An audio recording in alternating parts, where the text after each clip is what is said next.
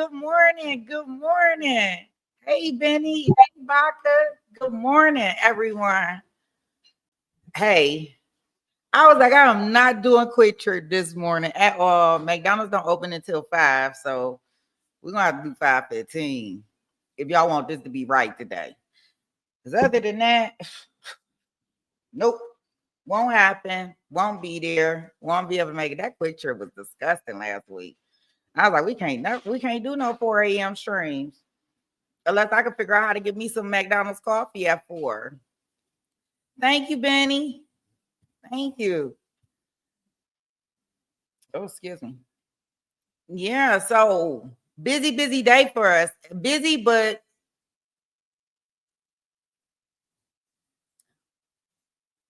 I know we got through most of our STD trial yesterday. We'll be back in the courtroom, of course, for our dismember trial. What did I want to say? I'm trying to think what I had to say in regards to this. I know with the STD trial, this one gonna be quick, y'all. They went through witnesses. Hey, Irish, good morning, honey. How are you? I'm ready for my dance today. You know, I've been singing Whitney Houston. I want to dance with somebody in my head all night long. What's up, film? Good morning. I was like, oh gosh, Jason got me singing this song all night long. He gonna have to come up with, he gonna have to bring a different song to the table today.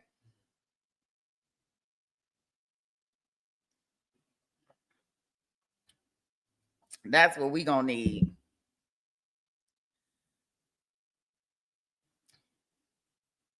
Right? Oh yeah, I've been dancing with somebody in my head, Whitney Houston, all night, even this morning. Oh goodness.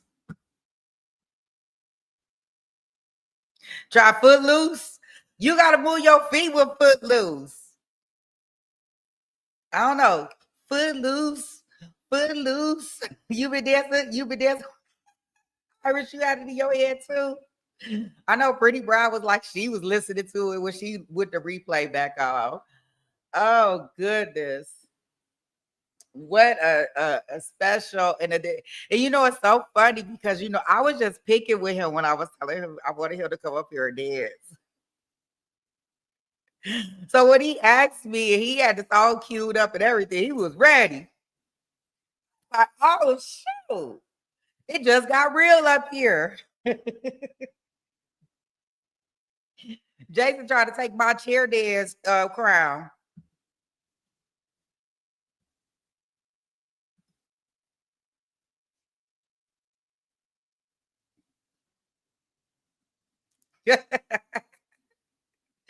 Footloose.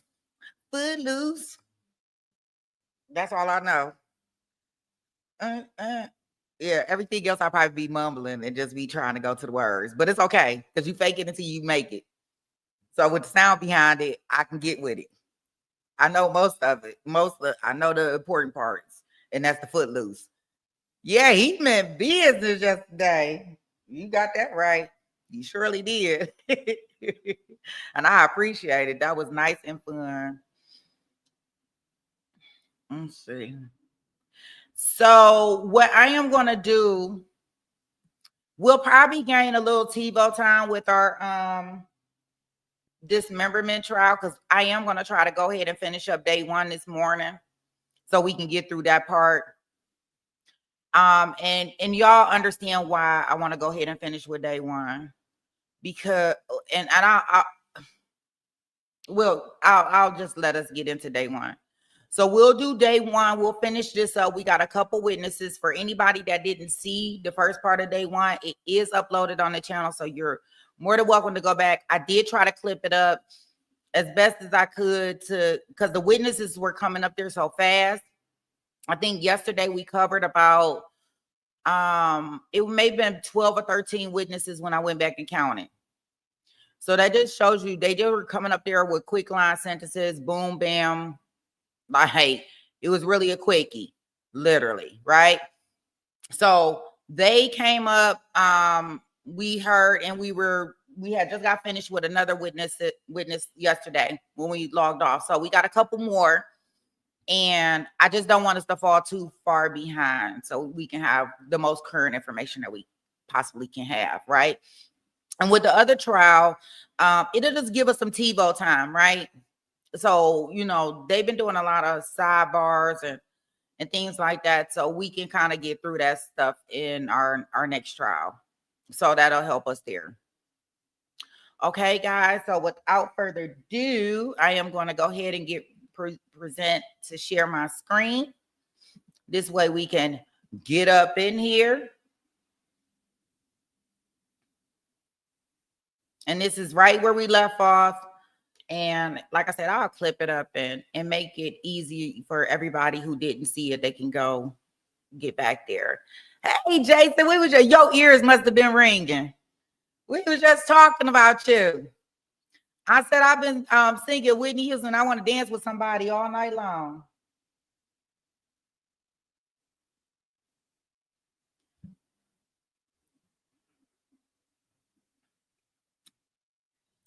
That's what I've been doing all night long. I've been dancing with somebody in my head.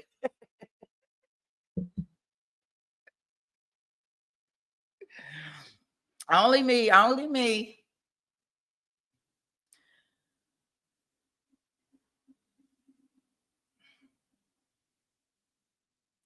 right, guys, I'm gonna go ahead and put us in the courtroom so we can get started here and wrap this day one up. Let's go.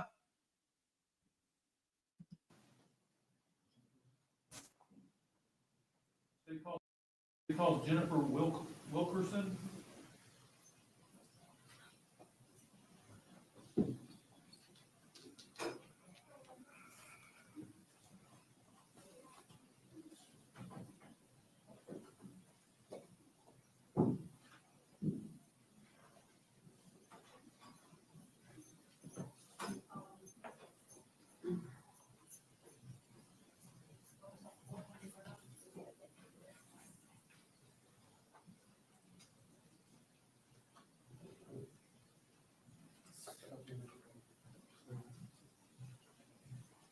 You swear affirm the testimony you're about to give is the truth, whole truth, nothing but the truth. I do.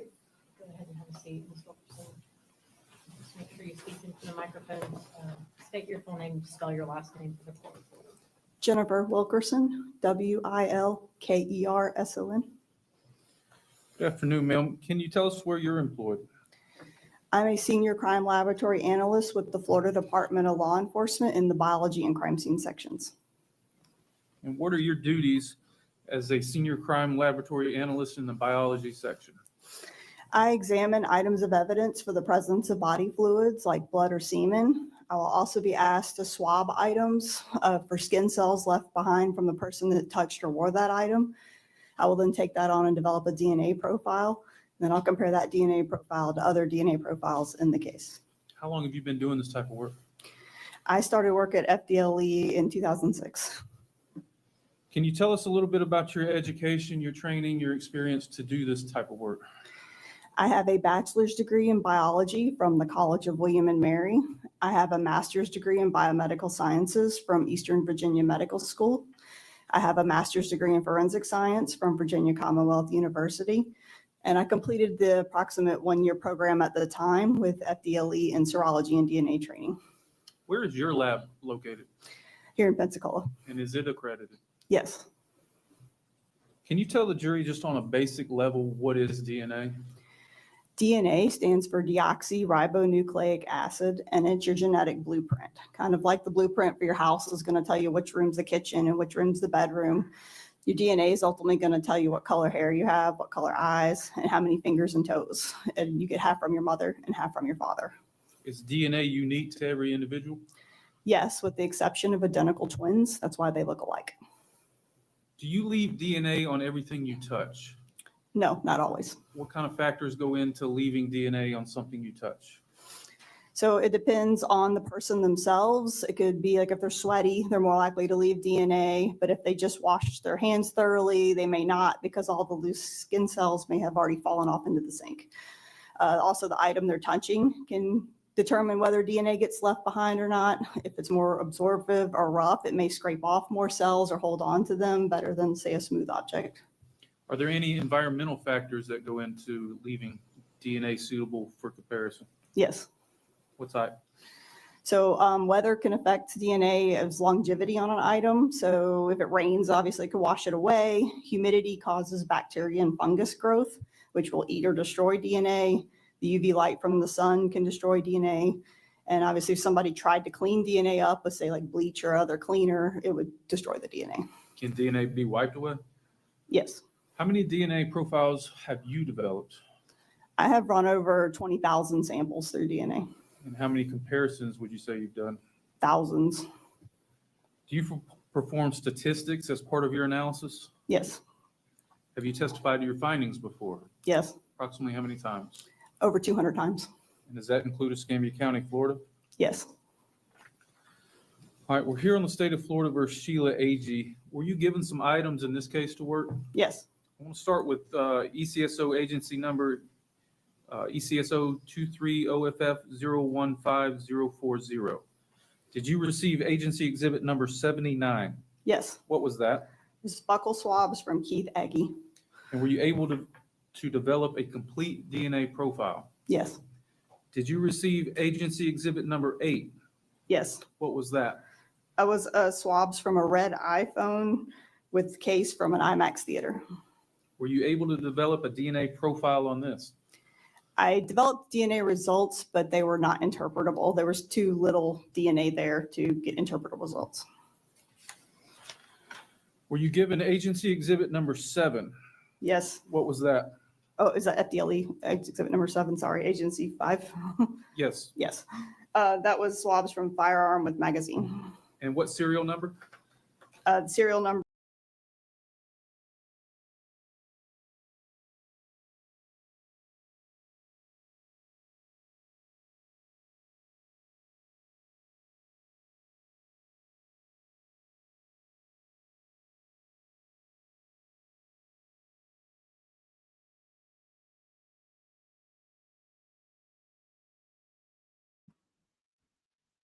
Give me 1 second. Let me get it back up here. Of course, they always kicking me off.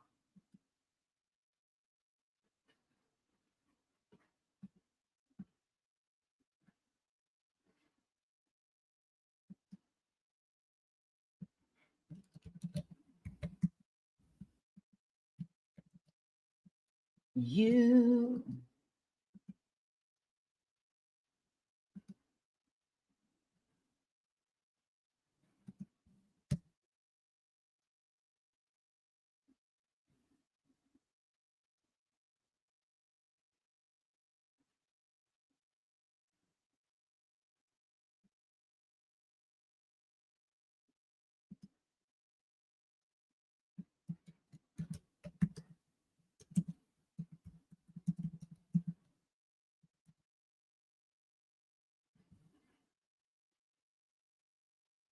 Oh, I think it's probably just maybe I was muted the first time. I wasn't seeing nothing. I was just trying to get this thing. Thank you, Jason. Thank you, thank you, thank you. Okay, here we go. USH 648. Were you able to develop a DNA profile off of this? Yes. Did you compare that DNA profile to Keith Agee's DNA profile? Yes. What were your results there? The partial DNA profile from the firearm and magazine matched Keith Agee. And as part of your statistics you performed on there, what weight did you attribute that? So I give statistics to show you essentially the weight of the match between the two. And the statistics was the observed DNA profile is greater than 700 billion times more likely to occur if the sample originated from Keith Agee than if it originated from an unknown, unrelated individual. And just to put this into context, what's the current population of the Earth? It's around 8 billion. Is this the highest statistics that FDLE will report? Yes. Did you create a report of your findings? Yes. I'm going to show you states 92.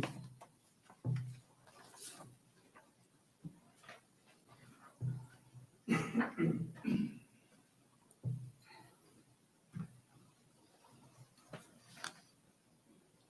you recognize states 92? Yes. What is that?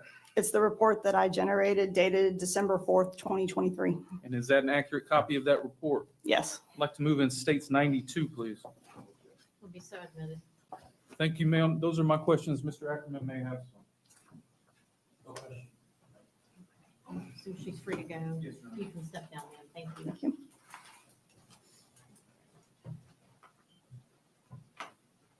Judge, we next would call Carl Jordan, whose testimony is perpetuated. Okay.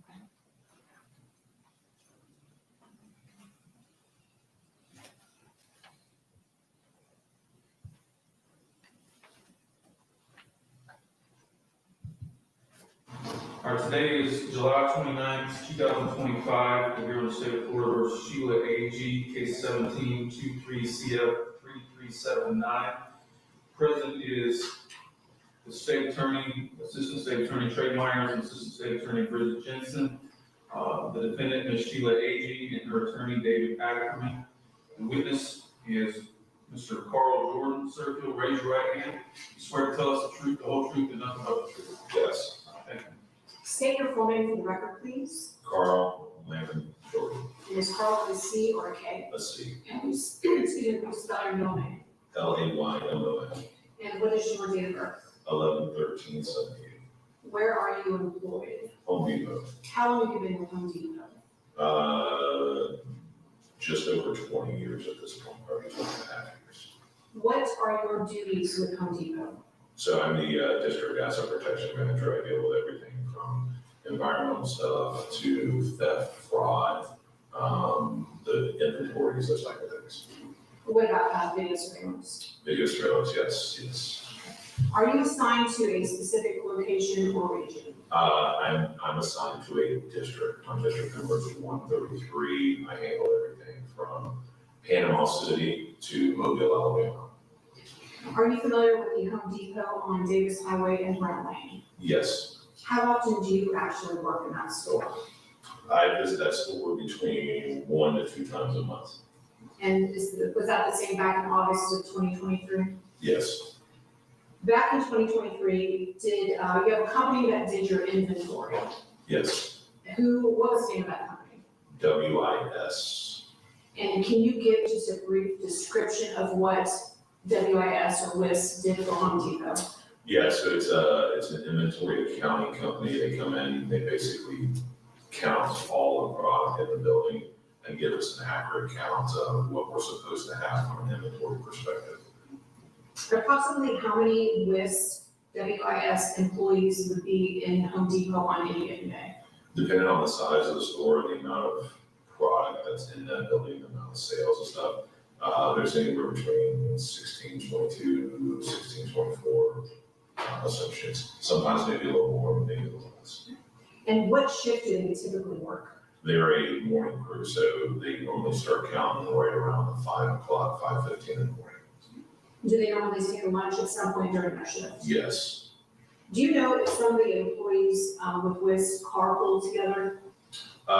Yeah, a lot of times what they'll do is they actually will travel in a van together as a group, especially when it's kind of out of town type work. I'm not super sure about personal cars, like if they carpool together in a personal vehicle, but I do know a lot of times they will travel as a group in a van or such. Do you know this defendant seated over here to my left in the red? I do. And who is that? Her name is Sheila.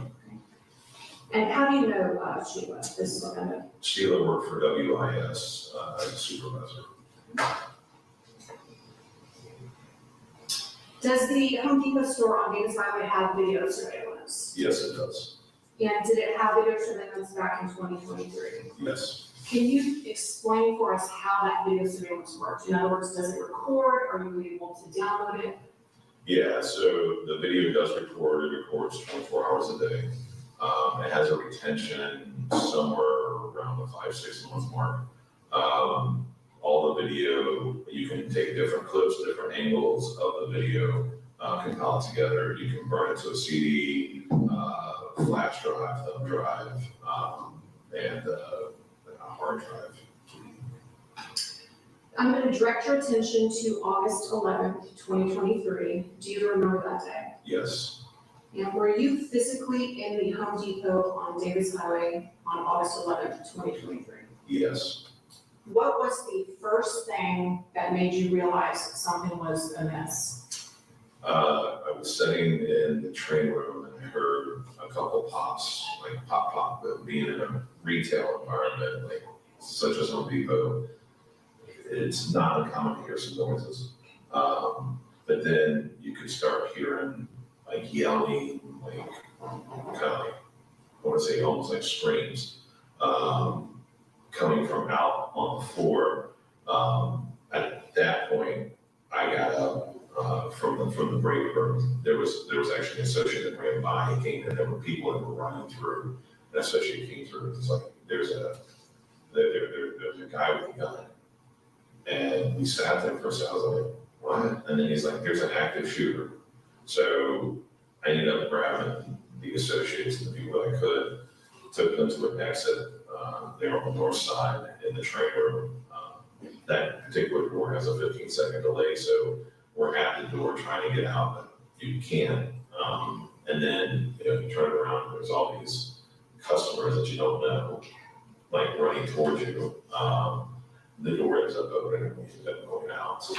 Was the scene itself, how would you describe it? It was chaotic, absolutely chaos. Did law enforcement arrive relatively quickly, or how long did you think it? Yes, they did.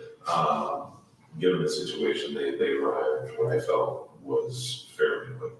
I mean, sometimes in a situation, time moves a little bit differently in your head, but I do know that they were there quite quickly. Okay. Once law enforcement arrives and things calm down, did an investigator or law enforcement officer request video surveillance? Yes, Were you able to download different angles of the store relevant to this incident? yes, Aisles 52 and 53, is that the lighting area? in that particular story. Okay. Are the actual aisles covered by video? There are certain aisles covered, those are not covered. Have you reviewed the downloaded video that you provided to law enforcement before your testimony today? Yes,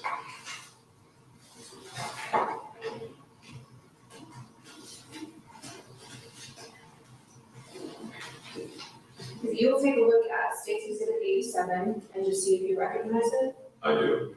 Are your initials on that exhibit? They are. And is that a fair and accurate compilation of the different angles of the video surveillance from Home Depot on Davis Highway, August 11th, 2023? It is. At this time, I'm going to move State's 87 into evidence. Let me take a quick look, please. Oh, that's the, no objection. Mr. Jordan, who is in that State's Exhibit 87, the video compilation, who is the female that the cameras are focused on or following? Sheila. And there's a tablet or some kind of gadget that she's holding as she goes to the store. What is that, if you know?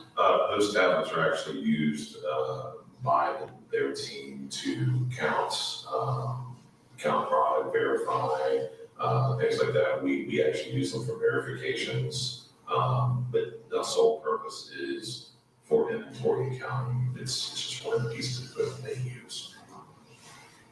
You also should have in front of you State's Exhibit 36. Do you recognize that? 36. 36? Yes. That's okay. Yeah. And is that just a still shot from the video of a black male entering the store? Yes, ma'am. And then you should also have State's Exhibit 47. Yes, ma'am. Okay. And is that a still shot from the video of a black female WIS employee? Yes, ma'am. And now you also should have State's 48 in front of you. Yes, ma'am. Is that also a still shot from the video? Yes, ma'am, And do you recognize the individual in states 48? I do. Who is it? That is she. Okay. So at this time, I would move states 36, 47, and 48 into evidence. Good look. Thank you, sir. Yes, sir.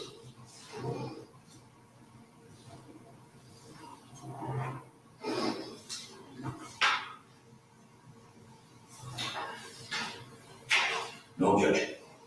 Thank you. Those are all my questions. You mentioned, that there were no cameras on 52 and 53. Is that correct? Correct. Is there any way that Sheila would know where cameras were over? No, sir. Thank you, sir. No regret.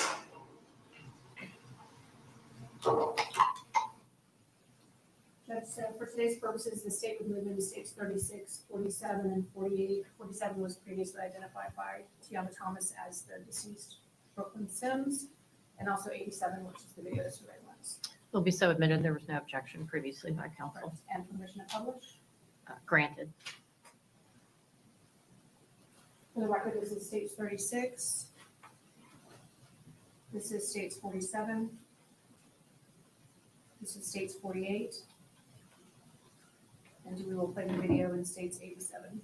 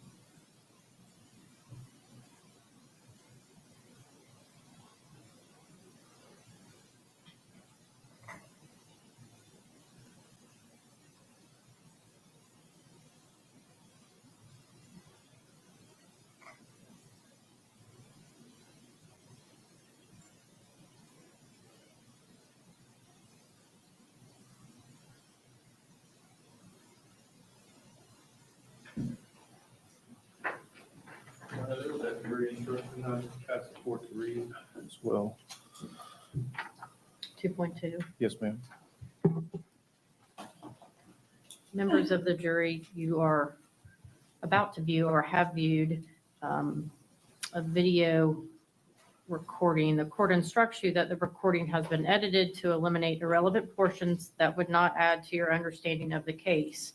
The fact that the recording has been edited should not concern you in any way and must not impact the way you view and consider this evidence. All right, ladies and gentlemen, the next witness, the state intends call is going to take a little bit longer, so we thought this would be a good time for an afternoon break so you can use the restroom. Again, if you want to step outside and get some fresh air, just let the court deputy know. Again, that same instruction that you cannot yet talk about the case. So go ahead and flip your notepads over if you've been taking notes to that first page with just your name. And you can step back into the jury room.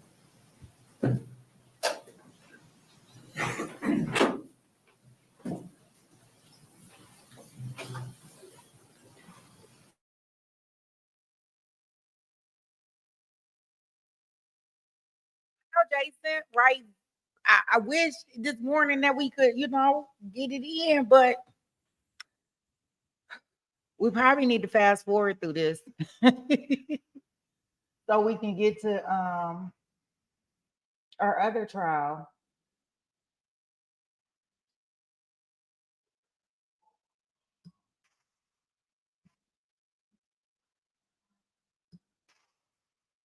It look like they doing some setups here. So as y'all can see, the judge is not on the bench.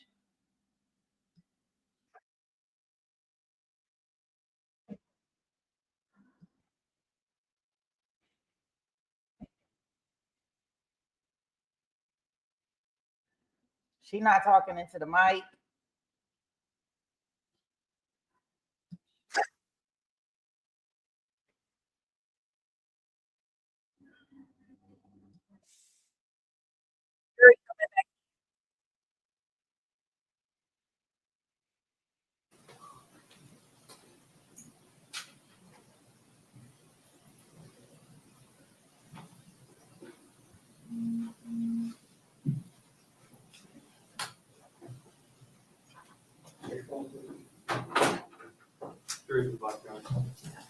Please be seated.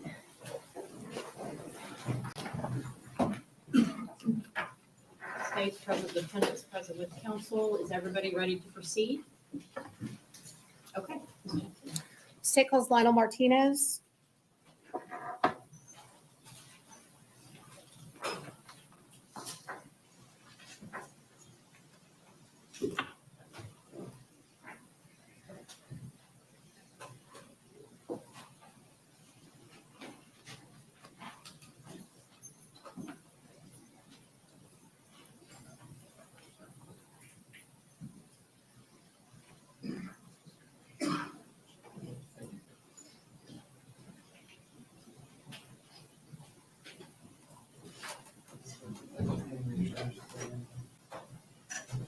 You swear or affirm the testimony you're about to give is the truth, full truth, nothing but the truth.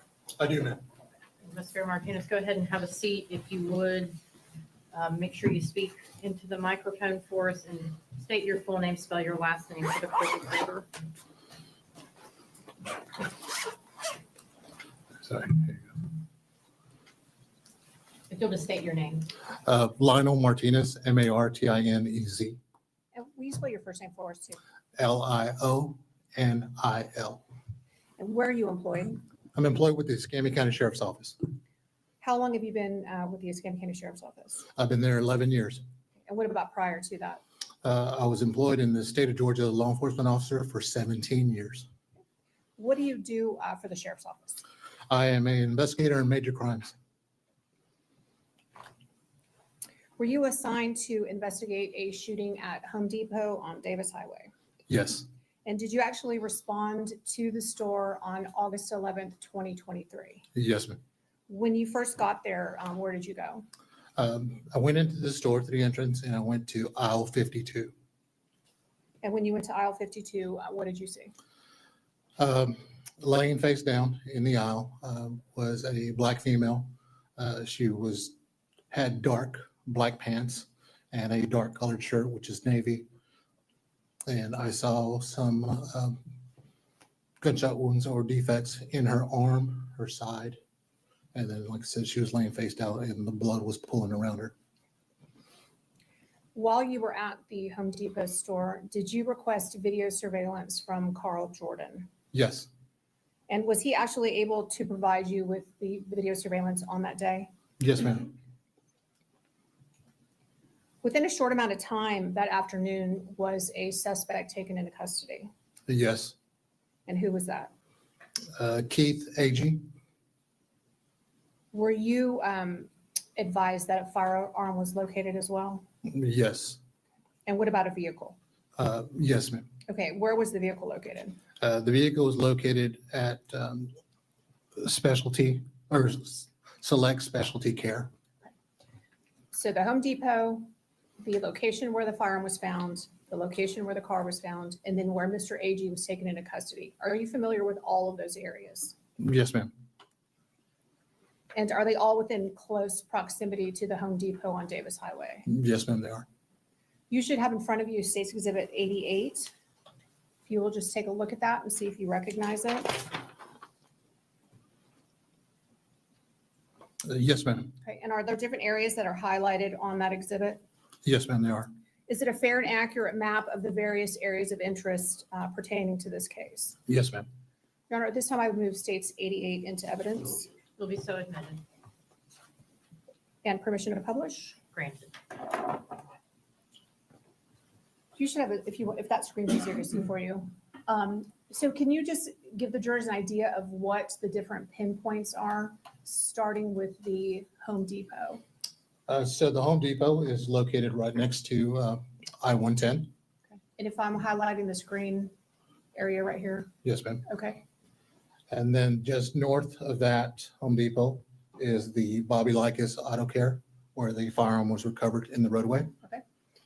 So the intersection, if you make a right-hand turn, that is going to take you down to the select specialty care, where the vehicle was located in the parking lot. Okay. And then south of that location is the AMC IMAX Theater, where the suspect was taken into custody.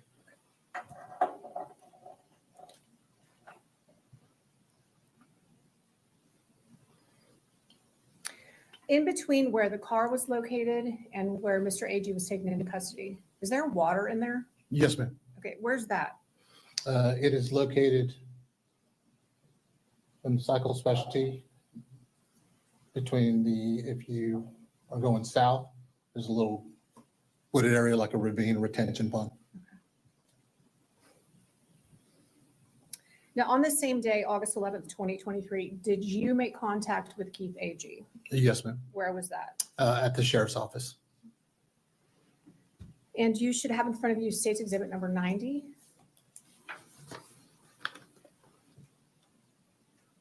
I'm sorry. State's Exhibit 90 is in front of him. Do you recognize that exhibit? Yes, ma'am. And is that just a screenshot or a still shot of Mr. Agee at the sheriff's office? Yes, ma'am. And does it depict how Keith Agee looked at the time you made contact with him at the sheriff's office? Yes, ma'am, it does. Judge, at this time, I'd move States 90 into evidence Will be so admitted. and permission to publish. Yes, ma'am, granted. For the record, that's State's Exhibit 90. Now, there was some testimony earlier that perhaps Mr. Agee's pants were wet. Was that from the creek or the water, or he hadn't urinated himself, is my point? No, ma'am, he had not urinated himself. Okay.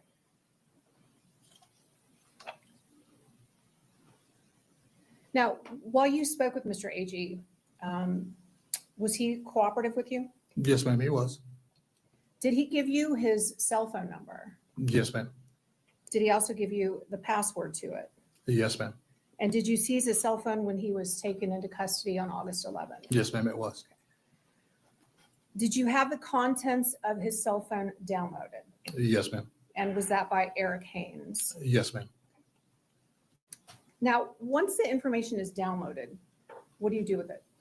We analyze the information. We look through call logs, text messages, And what were you looking for specifically in Keith Agee's phone? through the text messages.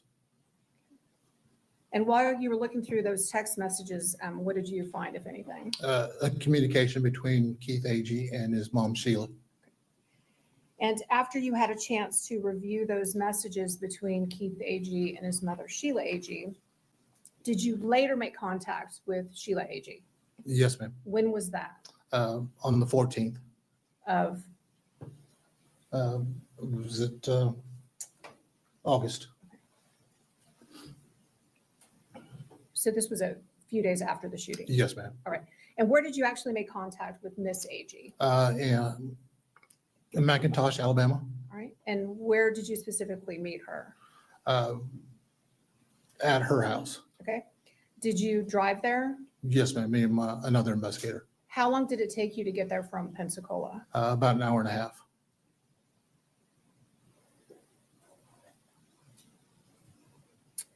At that time, did you know where Keith Agee was working? Yes, ma'am. Where was that? It was at a steel plant Okay. And do you know how close or how far that was from where he lived? within minutes Okay. And where was he living at the time? with his grandmother, Thelma.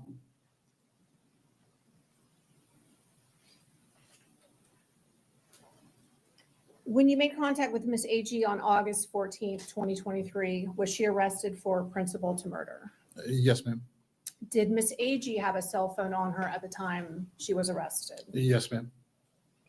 Did you seize that cell phone? Yes, ma'am. And did you have her cell phone downloaded like you did Keith's? Yes, ma'am. Was there anything significant about the download on her phone, that conversation between her and Keith? The text messages were deleted. Were they able to be recovered though through that Cellbrite process? Yes, ma'am. You should have in front of you State's Exhibit 34. That's already been admitted into evidence. Do you recognize that exhibit? Yes, ma'am. Are those the text messages downloaded from Keith Agee's cell phone? Yes, ma'am. And are those to and from Keith Agee and his mother Sheila Agee on August 11th, 2023? Yes, ma'am, they are.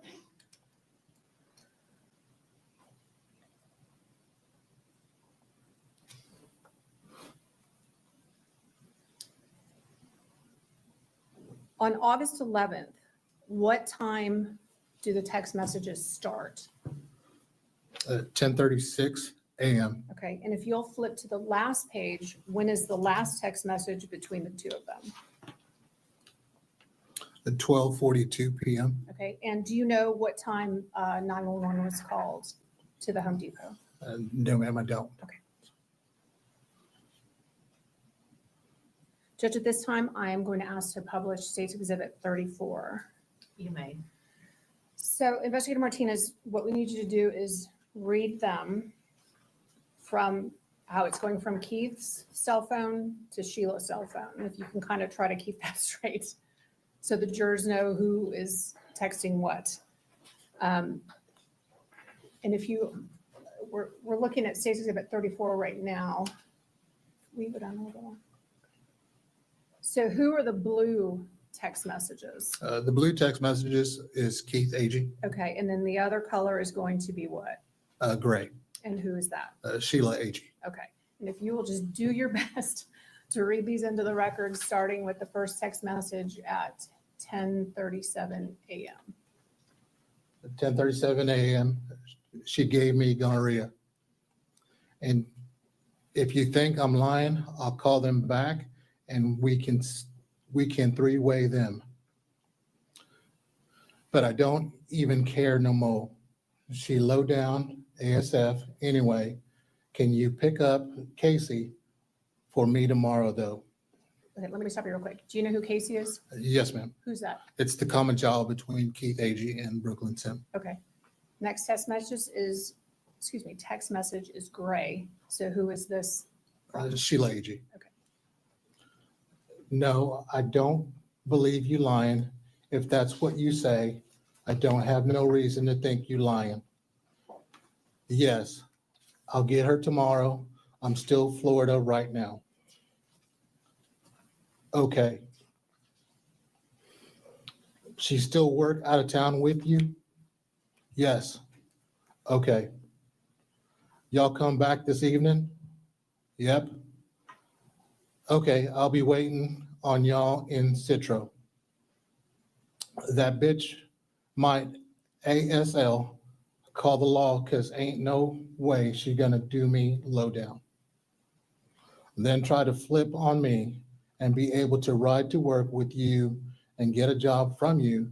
That's the reason that B lied to me, but I got something for that.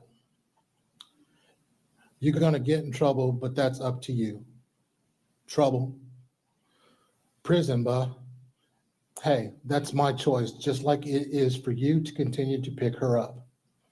I ain't saying fire her or some, but let that dirty bitch find her ride to that MF.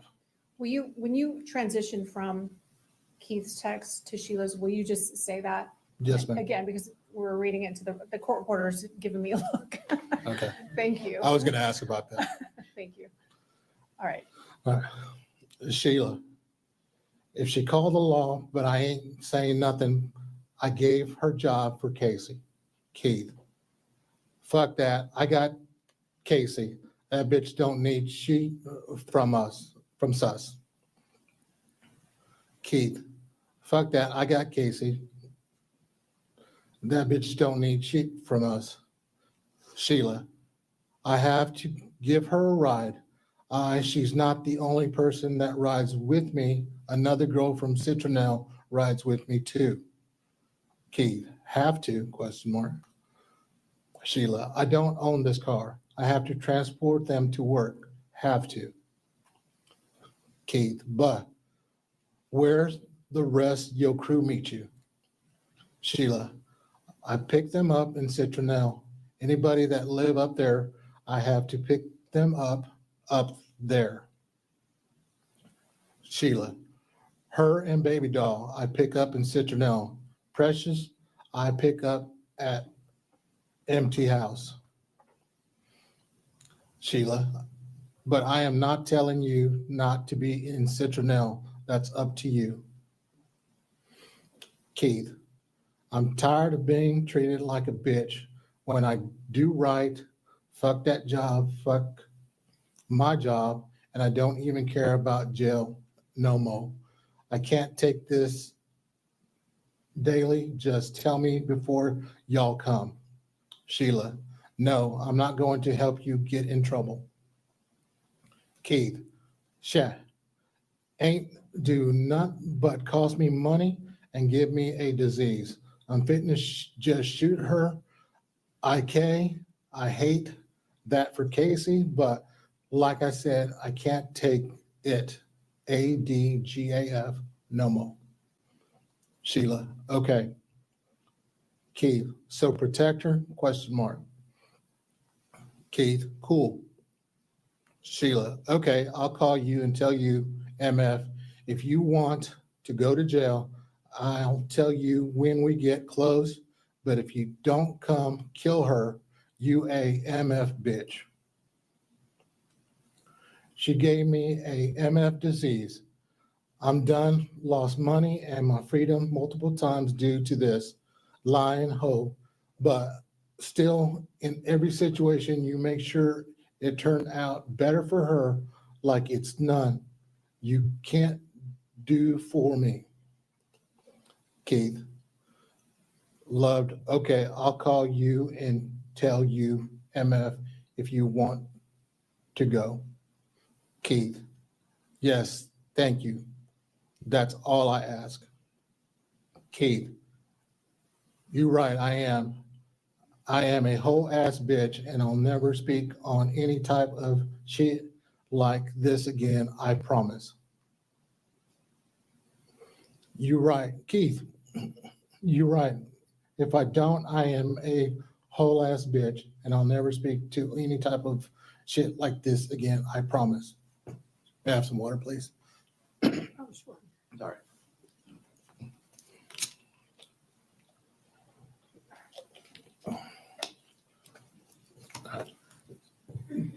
Keith, on Casey's life. Keith, I. Sheila.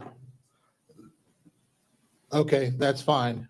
You the one to have to leave your baby and go to prison and have her hate you. You ain't hurting Brooklyn. She will be dead. No problems for her. To only person you hurting is you and Casey. She will be lost her mama and daddy, and you won't ever get to touch your daughter again. But I swear to God, I don't care. I ain't going to jail. Keith, I'm okay with that. Keith, I can't take no more. Don't nobody help me. I'm tired. I ain't got shy to live for. No way. I'm going to jail. Keith, Citro, gonna shoot me because I'm so blown at them. Keith, it's been a long time coming. Sheila, okay, well, you ain't hurt nobody but Casey, but I'm sure you're okay with that. Sheila, but I'm good with it. Keith, okay. Sheila, somebody will take care of Casey. Keith, I'm about to just leave work. Nice, so I'll be off. Sheila, that's up to you. Keith, yeah, okay, she good. Sheila, don't call Nanny and tell her. She will try to talk you out of it. Keith, okay. Keith, I ain't even gonna tell her why I left. Keith, I'm just saying I gotta go to the dentist. Sheila, don't even go there. She won't know you left. Sheila, don't shoot my MF car. I don't want to die. Keith, I'm not. Sheila, wait till I put her out. Keith, I was gonna wait till she got out. Sheila, okay. Keith, but that's another thing. If she don't get out of that car, Mama, and I have to drag her out or can't, I'm gonna ask you to step out. Keith, because I'm gonna open the door, just shoot her. Sheila, as long as you don't shoot me. Keith, but okay, you know work, just don't forget me this evening. Sheila, hell, if you're getting off work now, I'll give you the address here and you can ride over here and do it so you don't have to do it in front of Casey. Keith, send it to me. Sheila, we just in Pensacola. Keith, OTW, send it. Sheila, hold up, let me get it erased, the text, because I don't want nobody to know I was texting you stupid ass. Keith, I already deleted mine, trust me, I ain't gonna say shit. ABT, even us, even talking TD. Sheila, I don't act like you love Casey because you don't give a fuck about that little girl. You love you and you alone. Keith, I love all my heart is that bitch that I don't care for her. Sheila, you don't love her. You willing to leave her alone because you mad at a bitch that's not love, son.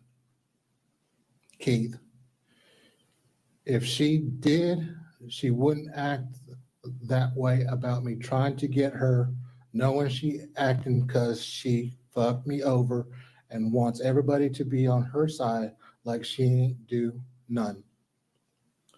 Keith, I'm not mad at a bitch. I hate every MF body. Keith, don't nobody help me. The only people ever seemed like they will do for me or ride or take up for me is Jaden and Emmanuel and Casey.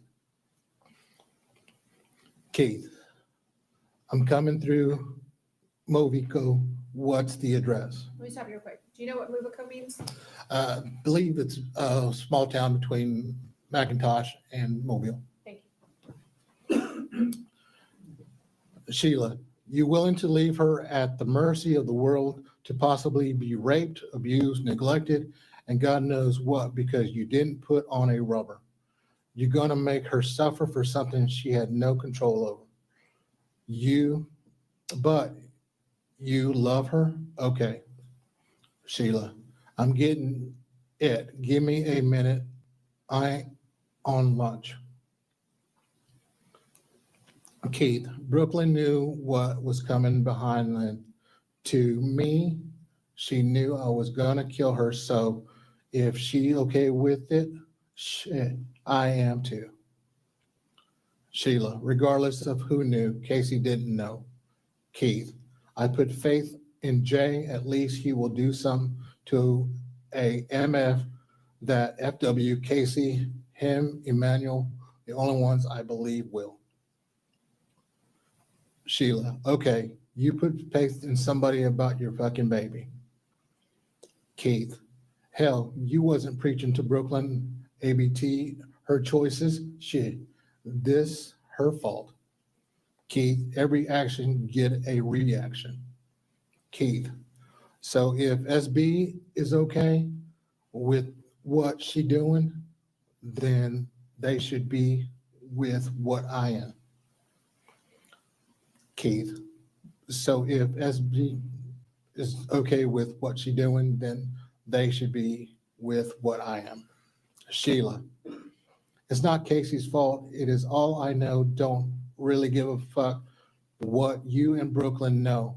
It was both y'all's fault. Her for giving it to you and you for not wearing a condom.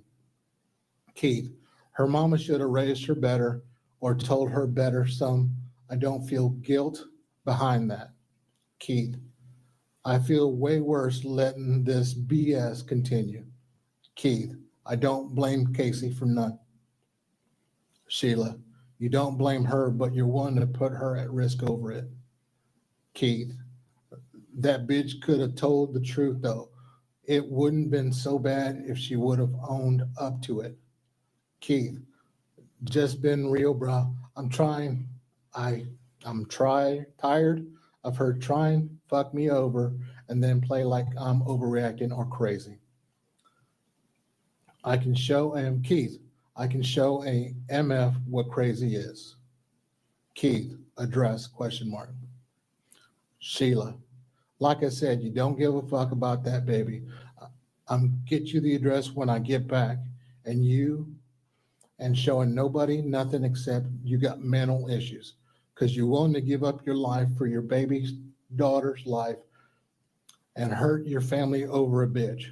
But don't worry, I'll make sure she know Brooklyn gave you something that you had to get a shot for, but that you didn't love her enough to give a fuck about what happened to her, that she wasn't enough for you. Maybe she would have meant more to you. Her mama and daddy would still be here. She wasn't important enough and you just had to prove a point. I promise you I'll remind her of that the rest of her life. Sheila, which she will probably end up committing suicide and she'll be with y'all anyway. And give me 10 minutes, I'm gonna give you the address. You ain't close yet. Keith, if she meant more to her mama, maybe this wouldn't have happened. Sheila, I ain't talking about her mama. I was talking about her daddy, and you just confirmed you don't care about her. Keith, Brooklyn knows what I do, and I done shot at MFS in front of the police and got away. If she a still lie, she must not give a fuck about Casey or her life. I do, but you ain't gonna listen no way. Keith, you ain't in my position, so it's easy to say BS. Sheila, I know I ain't gonna do nothing to take Casey away from me because I love her. I know that. Keith, I'm pretty sure you ain't, cause you ain't gonna do none RN. So again, I said, easy to say when you don't do she.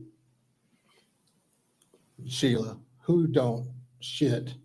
Who the fuck you think helps care of that baby?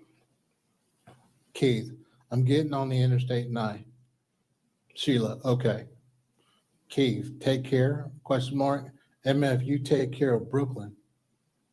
Sheila, did you just call me a MF?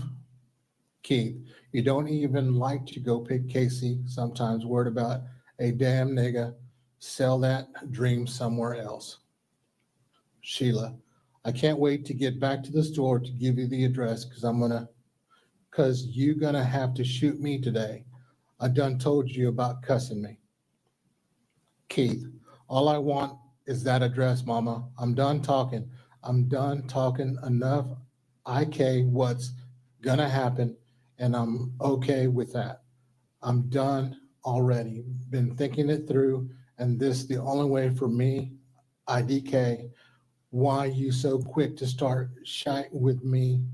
But again, must be scared of Brooklyn or some IDK. Sheila, I promise I'm head back to get it and give it to you because I'm done told you about cussing me. I told you you don't have to respect me, but you not going to disrespect me.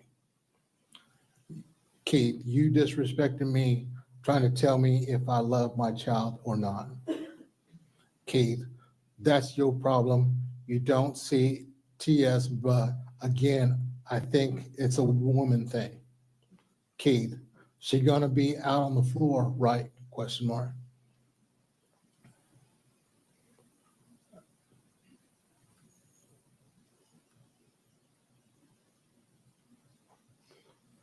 Keith, 45 away. Go back. Was that text message with the Home Depot address sent from Keith's phone or Sheila's phone? Sheila's home. Keith, question, she gonna be on the floor, right? Sheila, thumbs up, waiting on you.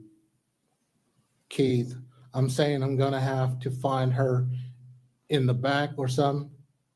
Keith, question mark. Sheila, nope. Keith, okay. Sheila, but just know I'm be the first MF you see, but I ain't even told her you were coming. So you good, but you gonna see me for cussing me.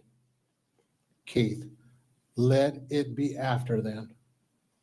Sheila, no, I'm gonna come out. She will be in, she won't know nothing. Keith, I'm not studying you right now, so sure, I DM. Sheila, okay. Sheila, I'm gonna show you today what it means to love your child.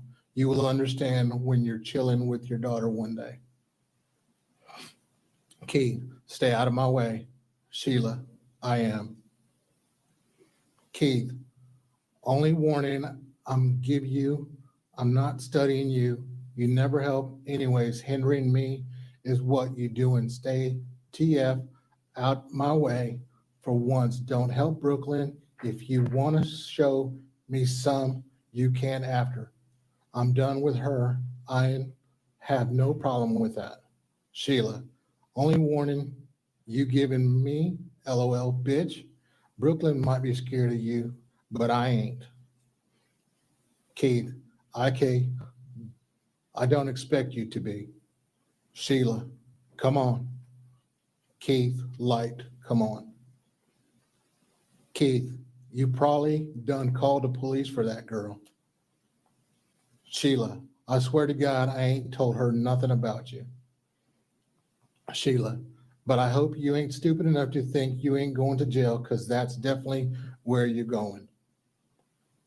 Keith, oh, nah, jail or dead, one, the two. Sheila, yeah, that way. Keith, liked, yeah, that way.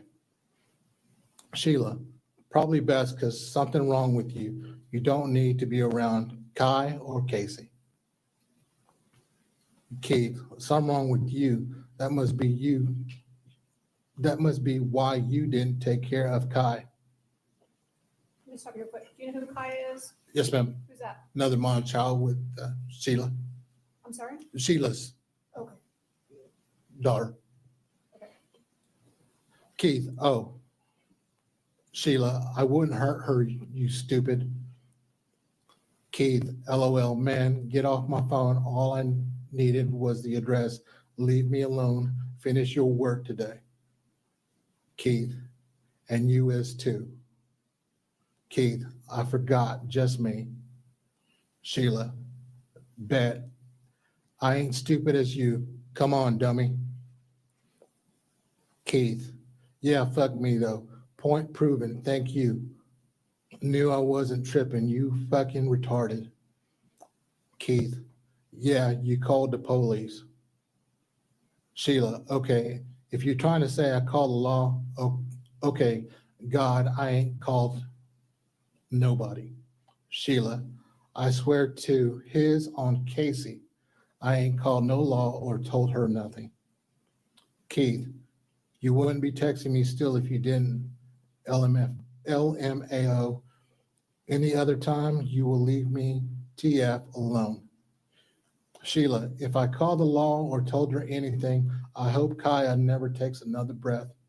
Sheila, I laughing at you because you stupid enough to give up your whole life for a bitch that you don't want.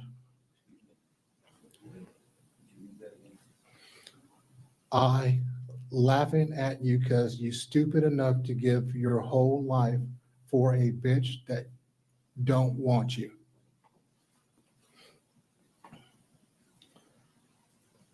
Keith, I ain't never in my life then saw a mama that don't do shit for they son, but love to want to start with them.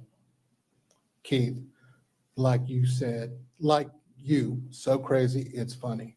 Sheila, okay. Sheila, whatever. Sheila, bye. Keith, I don't want her either, TF. Keith, LOL. That ain't my point. Sheila, yeah, right. Bye. Keith, LMAOOO. I ain't like you. Keith, this bout respect, that bitch gonna learn. Keith, you so fucking sorry. You think I want her? No, you wrong. I want to see Casey. That dirty hoe don't mean nothing to me. I don't care about hoes like you care about niggas. You put them before your own child. That ain't me. Keith, I'm killing them over mine. You just dick out. You think that. Sheila, no, you gonna learn she will be dead, but she ain't gonna learn shit. You done MF'd. I thought I taught you if you want to hurt a person, you don't hurt them because they dead. They have no worries. You take what they love. Keith, that hoe don't love shit but herself. Sheila, you ain't killing over yours because she don't keep that baby from you. Keith, so that last thought of her knowing she fucked and the regret in her face will be enough to satisfy IDGAF what she see when she dead. Keith, yes, TF, she do. Keith, how TF, pick her up when you sorry ass trying to go gamble or hang in Jackson and she don't pick up the phone. Keith, nah, that ain't even gonna fly. She just died before I let that continue. Sheila, okay, whatever, IDC, do what you do, IDGAF, because I'm gonna go home today, not to hell or to jail. Keith, good for you. Sheila, okay then, stop texting me, I'm working. Do whatever you want to do. It don't affect me either fucking way. Keith, loved, okay, then stop texting me. I'm working. Do whatever.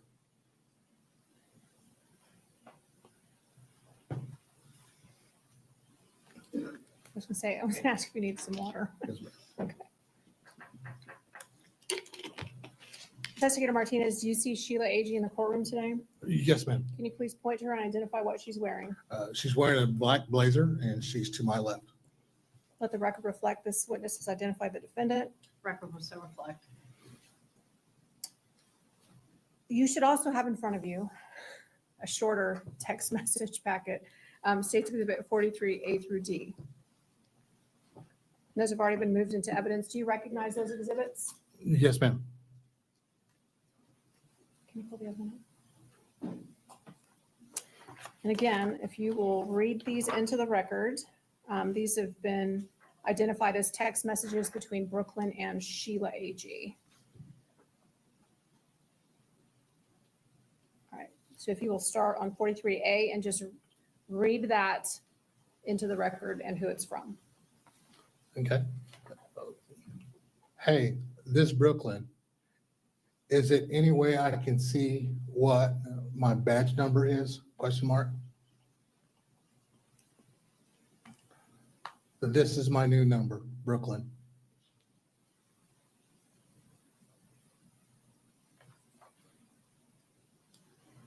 And it's, All right, so what is this that the jurors are looking at right now on page 43C? this is a photo that was sent from Brooklyn. Okay, and if you click on it, it will enlarge, correct? Yes, ma'am. Okay, and then we'll see that on the last page, but what is the date and time that that was sent to Sheila's cell phone? August the 5th at 2:57. Okay, and then what is the next text message? The next text message from Brooklyn, that's what mine say. All right, and the next message? From Brooklyn. So if he got some, it's not from me. Okay, and then last text message, is that her result from her exam?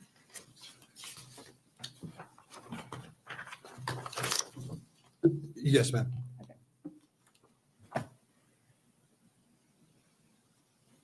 When you were going through the different cell phone downloads on this case, were there any calls or messages between Keith Agee and Brooklyn Sims on August 11th, 2023?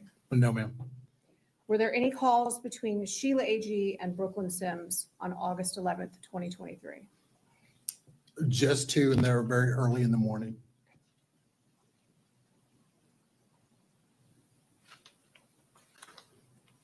Those are my questions. Thank you, sir. Yes, ma'am. Let me ask this question while I'm walking up. Were there any calls between Brooklyn and Sheila and Keith? No, sir, they weren't. So we've got no phone calls, texts? Correct, sir.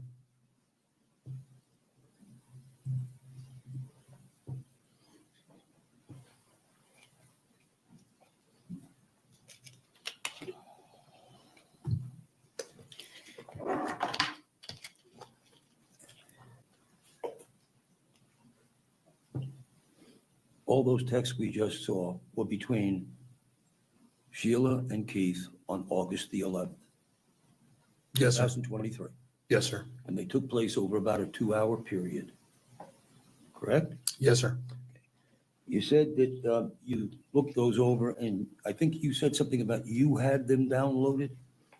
No, sir, they were downloaded by Lieutenant Hayes. Okay, and then when he downloaded all that, does he send it to you or to the state attorney's office? Send it to me, sir. Okay, so what do you do then? The program is called Celebrate. Yes, sir. Lieutenant Hayes downloads the information onto a flash drive. The flash drive is then plugged in. Celebrite opens up. It's a program. Then you start looking at call logs, text messages. I mean, downloads everything on the phone, photos. I'm very ignorant about computers, okay?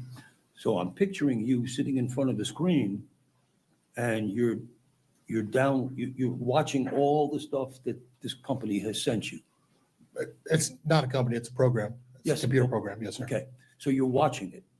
You watch it on the 11th, correct? Yes, sir. You watch it for the 10th. What about the 10th? August 10th. I just watched the 11th, sir. Where do we come up with the 5th? Text message between Brooklyn and Yeah, how did Sheila. you find that one? On Brooklyn's download. Okay. So did you go back thinking maybe I should go to Keith or Sheila's download to see what was said during that period of time? No, sir. And well, did you not think when you were going over these texts that, judging by what you were reading, that there was something that took place before that? That might be relevant, interesting? Yes, sir. And did you look at it? Yes, sir. Well, that's what I'm asking. So you did have a chance to look at the text before the 11th, the 10th, the 9th, the 8th, the 7th. Is that a yes or a no? No. If I can clarify for you. Please. So we have 3 cell phones. We have Sheila Agee's, Keith Agee's, and Brooklyn Sims. So what I did not see on Sheila's, I looked to see if there was text messages between Brooklyn and Keith, and there weren't. So then I looked to see if there were any messages on Keith's phone, between Keith and Brooklyn. There were none. Mhm. Then I looked to see if there was messages between Keith and Sheila, and that's what I found on the 11th. I don't understand that. You didn't find anything. If you're looking, I thought you started with the 11th and then you're looking for more. I didn't quite understand your answer. Did you look at the 10th? No, sir. You're investigating a serious case and you have all these texts from the 11th. We know that there's mention now on the 5th about this gonorrhea thing is the 11th, but now there's a sexual transmitted disease report on the 5th, and you don't look between the 5th and the 11th or even before the 5th to see what was said? Yes, sir. You're correct.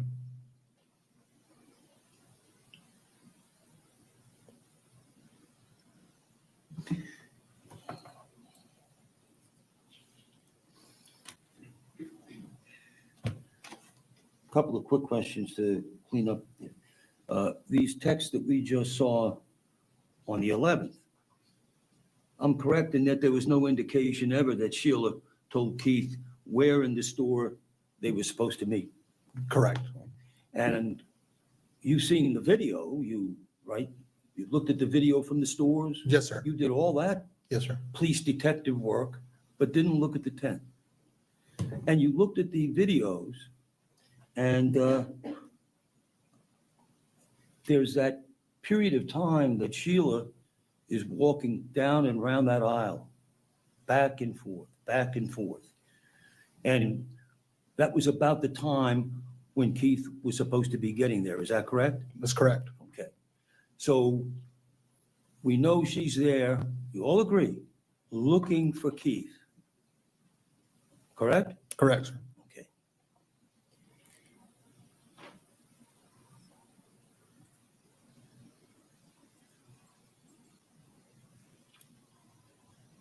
Were you aware that Sheila had called her mother in the middle of all this? Sheila had called Thelma in the middle of this time period, between 11:30 and 1:21. Were you aware of that, yes or no? I'm trying to recall the call log on Sheila's phone. So without having the log, sir, I can't be definite in my answer. In your investigation, did you ever ask Thelma, did you ever speak to Thelma? Yes, sir, I did speak Right. with Thelma. Did you ask her whether she'd ever spoken to Sheila during the course of this No, sir. time? You didn't ask? No. Surprised you to say that they did speak, and they did speak about Keith? Objection, Your Honor. Sustained.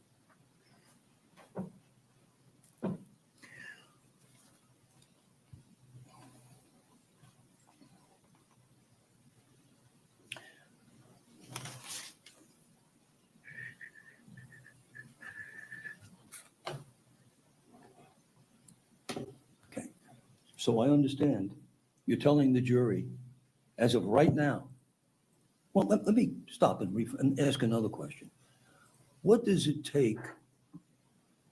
Well, when you get this information from the server, who was that you said you got the information from? Cellbrite. Okay. When you get that information and it's there in front of you and it goes the 11th and that's where it stops, but it had a lot before that, correct? Yes, sir. Okay. How long would it take you? Well, how long did it take you to press a button or whatever you do to pull up those texts from the 11th? You input the number. In this case, it's Keith Agee or Sheila or Brooklyn's number in the search bar. Yes. And it'll pull up the messages associated with that number. Yes. And that day I did just the 11th. Okay. And that day when you did just the 11th, how long did it take you? Probably less a minute. So if you went home tonight or this afternoon and you wanted to pull up the 10th, the 9th, the 8th, the 7th, 6th, 5th, it would take a minute, 2 minutes, 3 minutes, 5 minutes just to pop that out, depending on how much was on there. Yes, sir. Yeah. And if let's say that it's from the 3rd or 4th of August to the 10th of August, for argument, discussion purposes, is about the same length as the August 11th tape. It should take about a minute, correct? Yes, sir. Okay. Do you have time to do that this afternoon or this evening? Tomorrow morning? Yes, sir. Okay.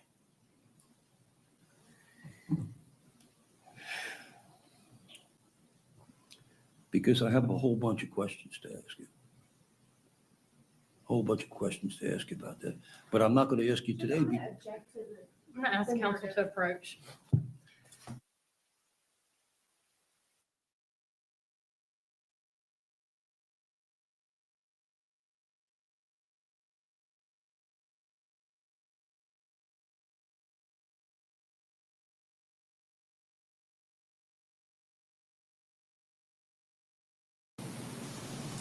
You've never met Sheila.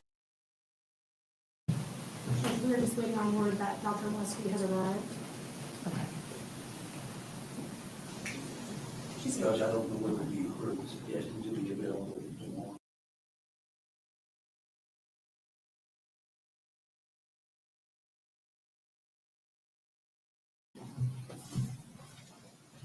You swear from the testimony you're about to give us the truth, whole truth, nothing but the truth. I do. Go ahead and have a seat for me, Dr. Leslie. If you will, just make sure you speak into the microphone. If you'll state your name and spell your last name for the court reporter. Sure. Deanna, D-A-N-N-A, Oleski, O-L-E-S, as in Sam, K-E. Good afternoon. Good afternoon. What is your occupation? Hi, I'm the Chief Medical Examiner for District 1, which encompasses the foremost western counties of the Florida Panhandle. What are your duties as the chief medical examiner? In addition to performing administrative work, which is the chief part, my regular job is performing autopsies, coming and determining cause and manner of death, and performing and giving expert testimony such as here today. How long have you been with District 1? Since November of 2020, And where were you before that? St. Augustine, District 23. And can you tell the jurors your education and training to become a chief medical examiner? Sure. I did 13 years of school and training after I graduated high school. I got a 4-year bachelor's degree at Indiana University. Following that, I matriculated into medical school at Wayne State University in Detroit, Michigan, where I completed my medical doctorate. Following the completion of my MD, I did training, which is per usual, after you get your MD, and I did residency at the University of Texas Health Science Center in Houston in anatomic pathology, which is hospital-based pathology, the study of tissue and diseases. And then following that 4 years, I did a 1-year super subspecialty training in forensic pathology at the Harris County Institute of Forensic Sciences. Do you have a specialty? Yes, And what is that? I am board certified in both anatomic pathology and forensic pathology. And can you describe each of those, please? Sure.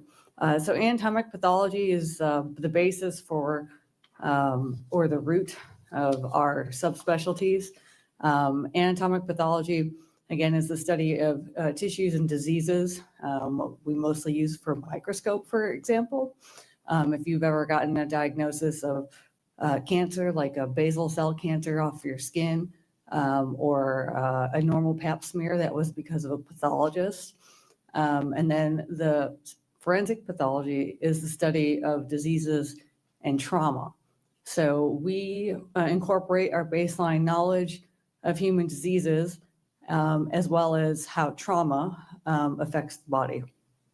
You said as part of your duties, you perform autopsies, correct? Yes, ma'am. Approximately how many have you performed? Close to or 2,000. Have you testified as an expert before in your field? Yes, ma'am. And do you know approximately how many times? Approaching 50 or 60.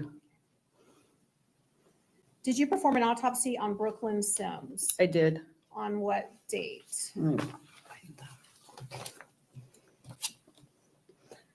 I performed the exam on August 14th, 2023. And what was her actual date of death? Her date of death was August 11th, 2023.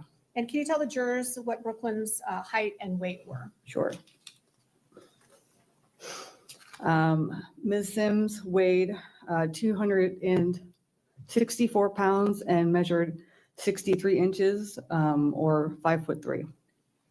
And her age at the time of her death? She was 18. Did you do an external examination of Ms. Sims first? Yes. And did you observe any obvious injuries? Yes. What did you see? She had multiple gunshot wounds and defects on her body. Were photos taken during the course of your autopsy? Yes. And would they help illustrate or assist your testimony today? Yes. Would they help explain the type of injuries and the locations that you saw? Yes. I think in that folder underneath you, you should have States Exhibits 93 through 102. If you'll just take a look at those and see if you recognize them.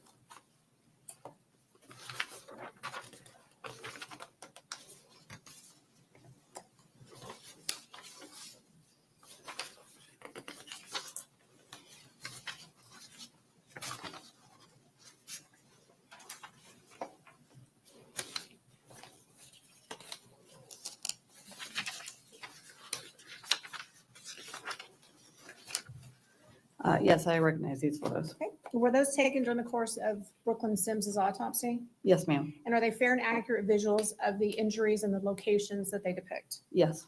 Judge, at this time, I would move States 93 through 102 into evidence. I'm asking to move States 93 through 102 into evidence. You may.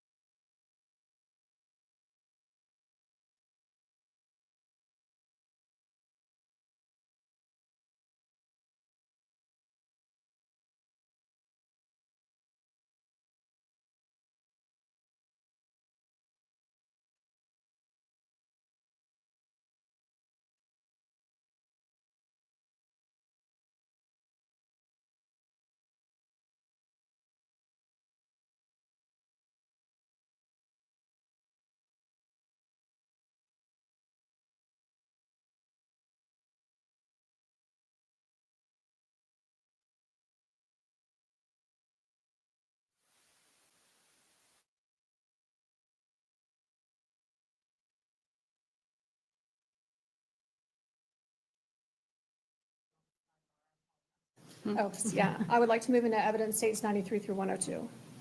And they're admitted and you may publish to the jury. Thank you. Dr. Oleski, I'm showing you States Exhibit 93. Can you please describe for the jurors what this photo shows? This 93 shows a photo of Miss Sims' face and the top of her forehead with a graze wound that goes into her hairline. States 94.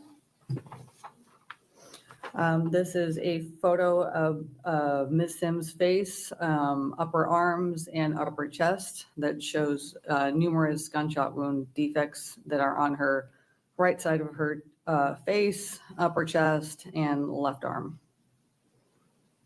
States Exhibit 95. 95 is a photograph of Miss Sims' left axillary region or her armpit. And it shows multiple gunshot exit and re-entrance wounds over her left upper arm, her left lateral chest, and over her left breast. This is States Exhibit 96. 96 shows a view of Ms. Sims, the back of her left arm, where you can see 3 gunshot wound defects that are entrance wounds, as well as a couple of the re-entrance wounds that are over her left chest. This is States 97. Excuse me, 97. 97 is a photograph of Ms. Sims and on the right side of her face. It shows gunshot wound defects to her right cheek, right side of her chin, right side of her neck, and over the right upper shoulder. This is States 98. 98 shows her right upper arm and right shoulder. Again, we can see 2 defects over her right side of her neck, and then, 1 defect over the right side of her neck and 1 over the top of her right shoulder, as well as another gunshot wound over her right breast. And in the center of her right arm is a fresh contusion or bruise. This is States 99. This is a view of the palmar side of Ms. Sims' right arm. And you can see a gunshot wound defect over her right wrist. This is States 100. 100 is a photograph of the back of Ms. Sims, and including the back of her head, with her hair pulled up. You can see a small gunshot wound defect over the back of her neck. And then there's 2 gunshot wound defects over her back. This is States Exhibit 101. 101 shows an up-close view of the back of Ms. Sims' head and neck with the hair shaved around the 2 gunshot wounds. And this is States Exhibit 102. 102 is a photograph of the projectiles and the projectile fragments that were recovered from Ms. Sims. Do you know how many total wounds did she have? Ms. Sims had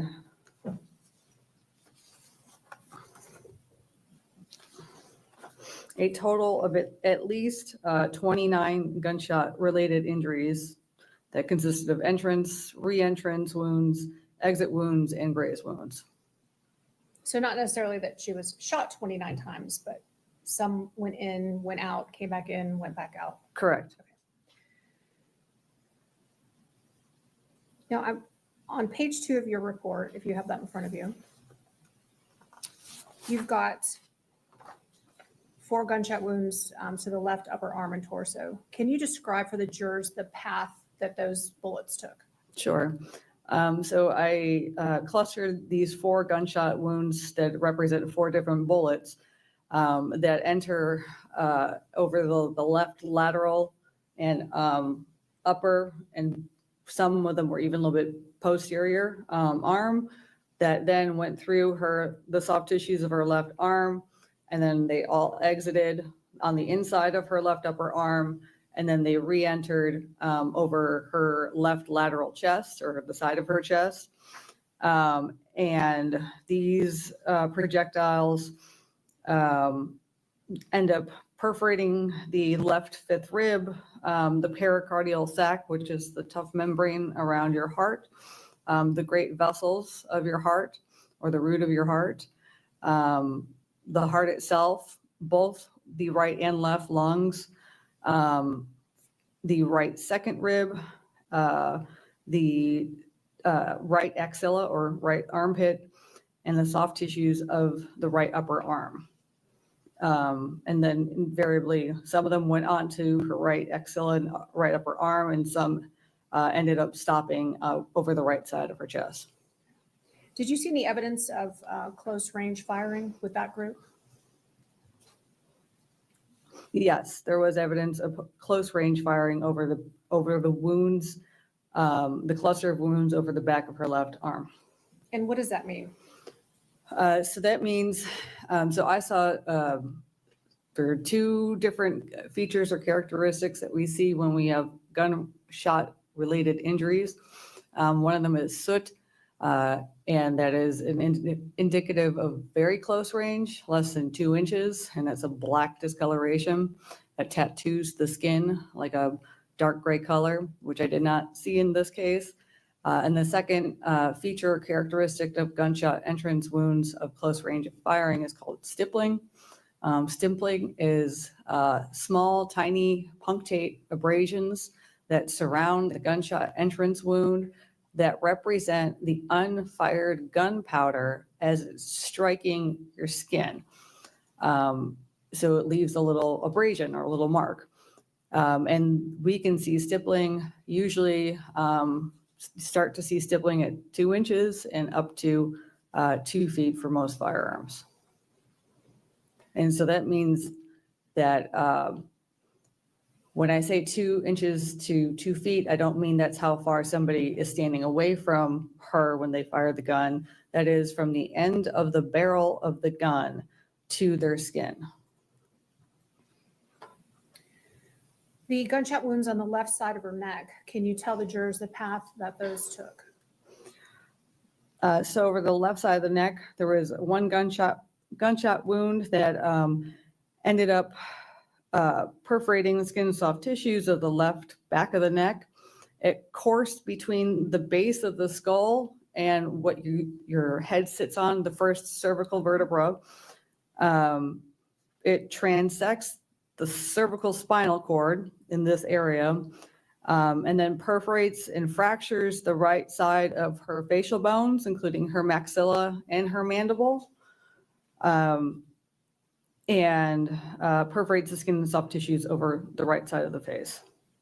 The gunshot wound to the right side of her neck, can you describe the path that bullet took?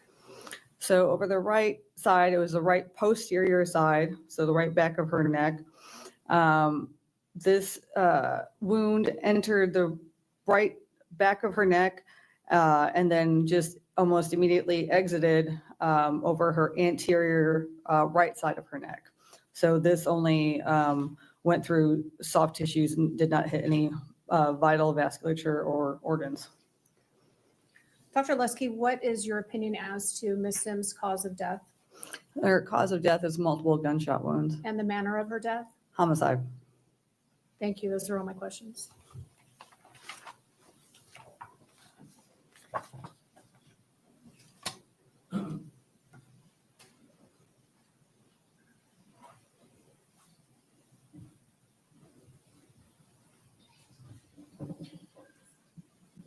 Doctor, good morning, good afternoon. Good afternoon, sir. Your credentials are extremely impressive in school and experience, and you articulated everything you had to most explanatorily. If you didn't have the photograph, Objection, relevant. Sustained.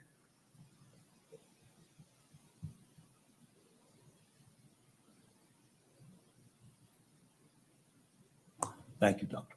Thank you. She free to go? Okay, thank you. You can just leave those photographs there. We'll go.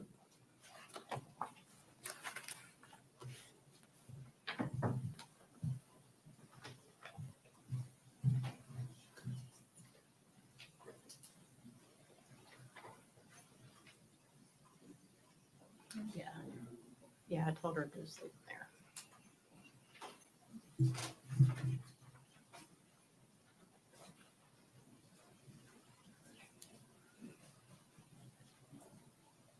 Madam Clerk, are all the state's exhibits admitted into evidence? Which is that's on the state rest. Okay. Ladies and gentlemen, the state's rested their case, so there's some matters I need to take up with the attorney, so I'm going to have you step back into the jury room again. Again, with your notepads, go ahead and flip them over to that first page. If you'd like to go outside, just let the court deputy know, but that same instruction continues to apply that you cannot yet discuss the facts of the case, okay? Thank you.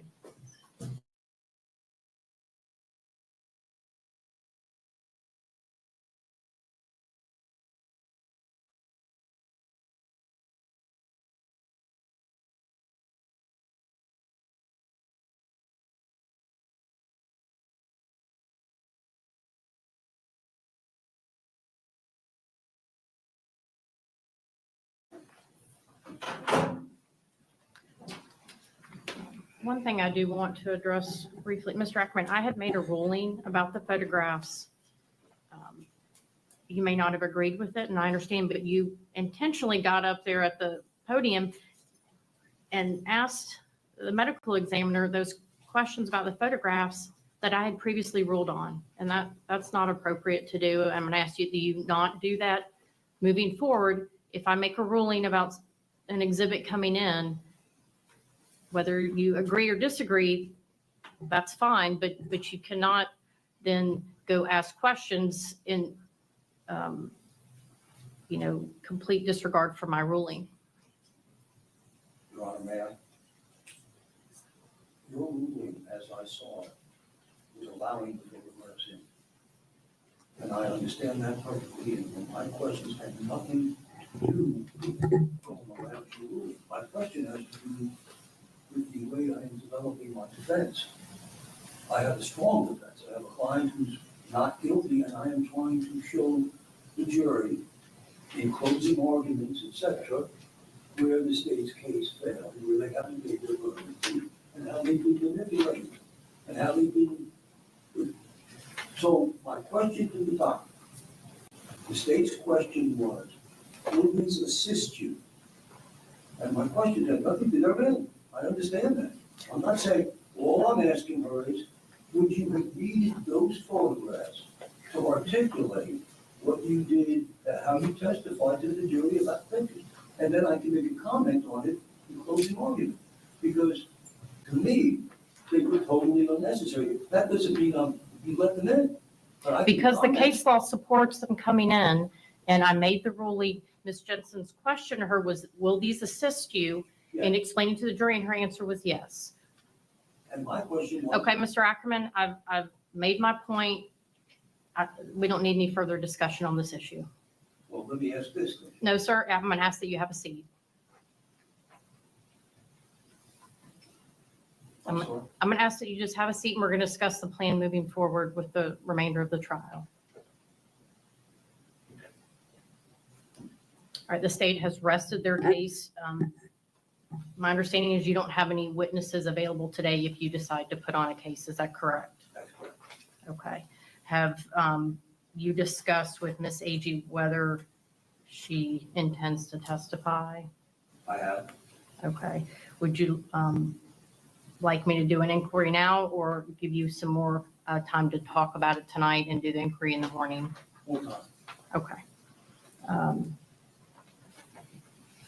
Any other matters then that the court needs to address? Otherwise, we can maybe talk about jury instructions preliminarily. I just want to make sure that our Martinez is here now, in case it's needed. Okay. I don't have anything to do with that. I just let him know he remains under subpoena. You can certainly discuss that with Mr. Myers and Ms. Jensen. But I hope you understand, I know you asked him a question about could he do particular research. That doesn't mean he has to or is going to go do that research tonight. I assume you are aware of that.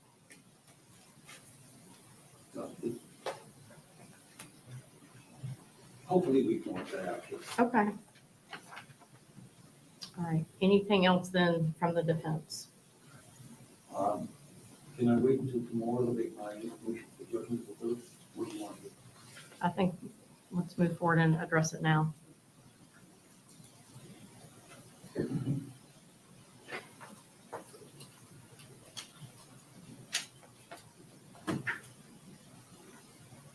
The state has made a complete and total case for the murder of Brooklyn by Keith. So obviously, all that evidence today went to what Keith did.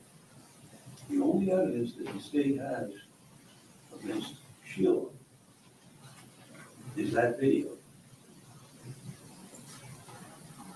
The defense argues that any reasonable group of people who would view that video would see the sarcasm, the innuendo, based on the statements, the responses, the statements back, and see what would have to, if they don't see, would have to have a reasonable doubt as to whether or not she had the intent that her son killed another human being.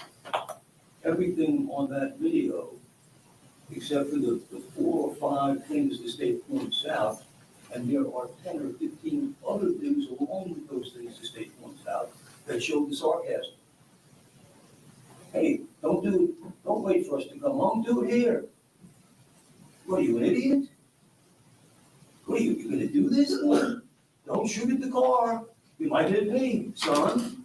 You wanna hit your mother? You think about this. You're out there, you're gone. And she says it. You have mental issues. You have, and I could go on, I think the video speaks for itself. Erase this thing. This is stupid. Don't you see, son? If you think about what you just said and it's in paper. Anyway, the fact that she erased her phone. Well, we don't know what in the world that was about. She may have erased it to save him so that no one could see. We don't know that she was thinking of herself. And everything else, if you don't kill the bitch, if you don't kill her, you're a bitch. Well, just before that, I'm not gonna help you get in trouble. And just after that, he comes back with, well, she did this to me, she did that to me. He knows that she's talking him out of it. Now, whether he's capable of being talked out of it or not, but any reasonable group of people have to look at that and say, I have a reasonable doubt. My goodness, this is crazy. This is what a mother is telling her son so that he will not hurt himself or others. You say that the state has failed to make a crime evasion case. They have not proven intent, that she intended for the acts to take place. Thank you. Okay, thank you, Mr. Ackerman. Ms. Jensen. Judge, Mr. Ackerman said the only evidence that the state has is the video. The state presented over 2 hours of text messages. This defendant directed her homicidal son away from Alabama, 90 minutes away, to Pensacola, Florida, and provided an address where he could find Brooklyn Sims and come and kill her. The state believes it has presented a prima facie case, and the court should deny the JOA. Well, I don't know if I misspoke, if I said video, I meant the text. I hope everybody knew that. And the fact is, he was not 90 minutes away from Alabama, he was 90 minutes away from Pensacola, which furthers the point. You'll have time to drive here and think about it. Nice long drive, calm you down. Any reasonable person would think that rather than up there. Any reasonable person listening to that, to those paths, would say, she's using this, anyway, she's trying to convince him not to do this. She said 10 times, you don't want to do this. You don't want to do this. You'll go to jail. You'll have a granddaughter. You'll have a daughter. My granddaughter will be left without a father and a mother. She'll commit suicide. Who are you going to take? What are you doing, son? Thank you, Joe. Okay, thank you. Again, viewing the evidence in light most favorable to the state, I believe they presented a prima facie case of principle of the first degree premeditated murder, and the matter should go to the jury. So I'm going to deny the motion for judgment of acquittal. Mr. Akron, just for planning purposes, in addition to obviously talking to your client tonight, do you know at this time how many other witnesses you might present tomorrow? 3, maybe 4. In addition to potentially your client? Yes. Okay, so maybe up to 5. Okay. Her son Jack, her mother Thelma, possibly Keith, and possibly Martinez. Martinez. Okay. Then I think we can go ahead and bring the jury back in and release them for the remainder of today and let them know that we plan to reconvene at 8:45 for court personnel, 9 a.m. for trial, and then we can stay and look at the jury instructions at least on a preliminary basis, and then recess for the evening, unless there's any other matters we need to discuss. I have talked to the state judge, and we have discussed if in the event she does testify, they will not be asking her about her prior record, so that's not an issue. I wouldn't be asking for that. Does she have a prior record that's, From 20 years ago. okay, so no felony convictions or crimes involving dishonesty, that would be, Nothing the state intends to use it. okay. Any of the other witnesses that are potentially going to be called that we need to talk about prior record, Just to keep baby. if he testifies?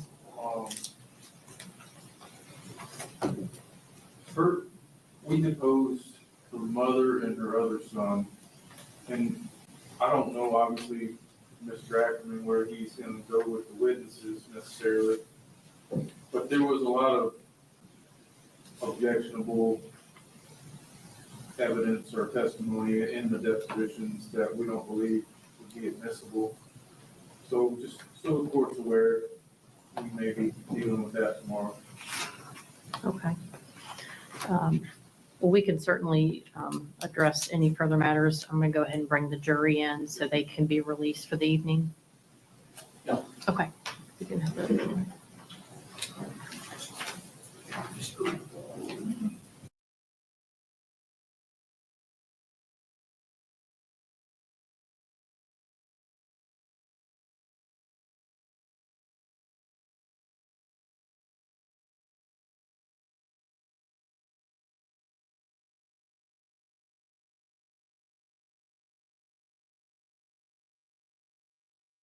Okay, crew. So they have released the jury for the day. The state has rested.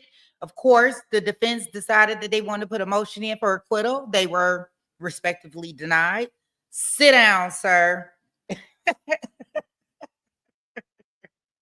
Right?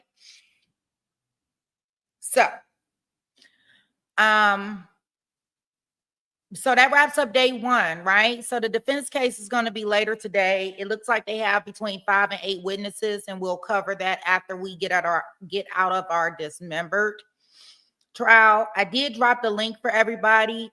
If you want to click on the link and head over to that room, I'm gonna close this room down, and we'll get started with day 2 of.